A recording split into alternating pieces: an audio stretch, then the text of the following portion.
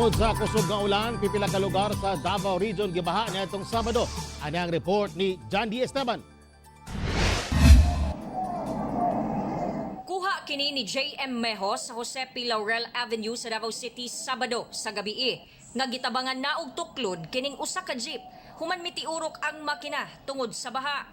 Kining kotse nga itom gibiyaan na lang sa karsada ug kining taxi mipugos nga mulahos apan pakyas kay taas na kaayo ang tubig. Ang mga nakaparada sa basement sa usa ka gambalay sa J.P. Laurel Avenue gipagawas na kay gisulod na kini og tubig.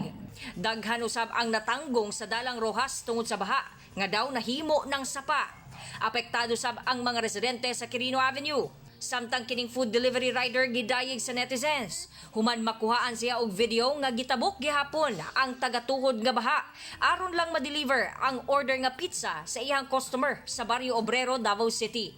Dinhi sa MacArthur Highway Matina, daw sapa na tungod sa kakusog sa sulog sa tubig gikan sa GSIS subdivision. Apan dinhi sa SIR Matina, daw gipahimuslan sa mga bata ang baha aron maka skimboarding usa kini ka aquasport nga sa baybay lang ginahimo. Affected families is na all in all na to siya sa mga areas nga flooded areas. Sa record mo sa 112 families. But after the flooding pag subside na namalik na po ni sila ng mga balay. Samtang sa aerial shot sa Barangay San Miguel sa Santo Tomas, Davao del Norte, makita ang lapad nga epekto sa pagbaha.